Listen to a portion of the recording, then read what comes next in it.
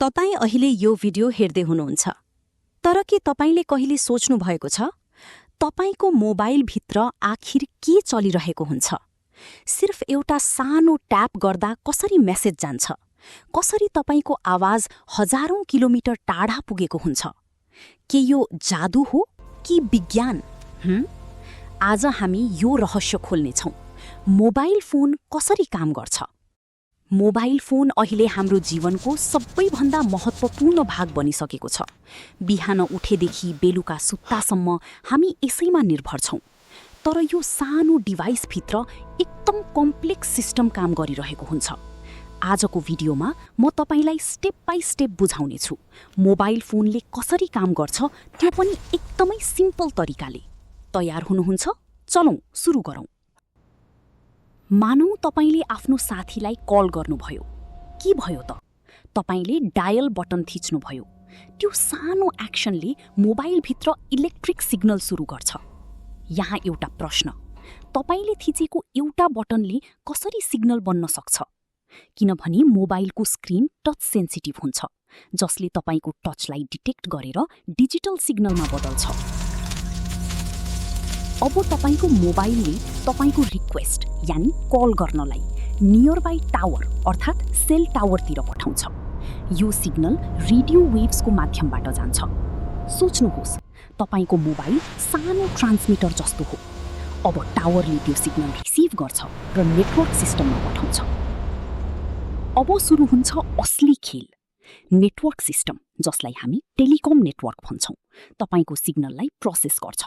यो सिस्टमले हेर्छ तपाई कसलाई कल गर्दै हुनुहुन्छ, त्यो व्यक्ति कहाँ छ, कुन टावर नजिक छ। त्यसपछि सिग्नल सही टावरसम्म पुग्छ। यहाँ सबै कुरा मिली सेकेन्ड्सभित्र हुन्छ। तपाईले नोटिस पनि गर्नुहुन्न। Step 4, final output. कल कनेक्ट कसरी हुन्छ? जब सिग्नल तपाईको साथीको मोबाइलमा पुग्छ, त्यो फोन रिङ गर्न थाल्छ। तपाईको आवाज इलेक्ट्रिक सिग्नल रेडियो वेभ भई फेरि साउन्डमा बदलिन्छ।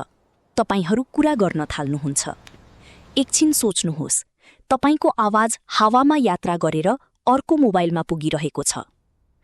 अब बाहिर त सबै इजी लाग्यो, तर भित्र त पुरा मिनी कम्प्युटर बसिरहेको हुन्छ। मोबाइलभित्र हुन्छ प्रोसेसर, ब्रेन, सबै डिसिजन लिन्छ। ब्याट्री एनर्जी दिन्छ।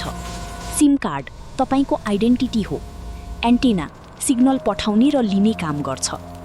जब तपाई एप खोल्नुहुन्छ, प्रोसेसरले इन्स्ट्रक्सन एक्जिक्युट गर्छ। इन्टरनेट युज गर्दा डेटा प्याकेट्समा इन्फर्मेसन टुक्रा टुक्रा भएर आउँछ र जान्छ। यो सब ह्यापनिङ हुन्छ सेकेन्ड्स भन्दा पनि छिटो। अब यसलाई अझ सजिलो बनाऊ। मोबाइल सिस्टमलाई डाक पोस्ट अफिस जस्तो सोच्नुहोस्। तपाई सेन्डर, तपाईको मेसेज चिठी, mobile tower post office, network delivery system, receiver तपाईको साथी। तपाईले चिठी पठाउनुहुन्छ, पोस्ट अफिसले प्रोसेस गर्छ, अर्को व्यक्तिलाई पुग्छ। बस मोबाइल पनि यही काम गर्छ, तर अत्यन्तै छिटो। तपाईको मोबाइलले 1 सेकेन्डमा हजारौं सिग्नल प्रोसेस गर्न सक्छ। जब तपाई कल गर्नुहुन्छ, तपाईको आवाज डिजिटल कोडमा कन्भर्ट हुन्छ। इन्टरनेट युज गर्दा तपाईको डेटा स्मल प्याकेट्समा यात्रा गर्छ र अन्त्यमा फेरि कम्बाइन हुन्छ। अब तपाईले बुझ्नुभयो, मोबाइल फोन कुनै जादु होइन, यो एडभान्स टेक्नोलोजीको कमाल हो।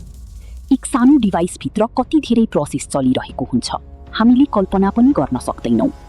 जब तपाई कल गर्नुहुन्छ, याद गर्नुहोस्, तपाईको आवाज पुरै नेटवर्क सिस्टम पार गरेर अर्को व्यक्तिसम्म पुगिरहेको छ।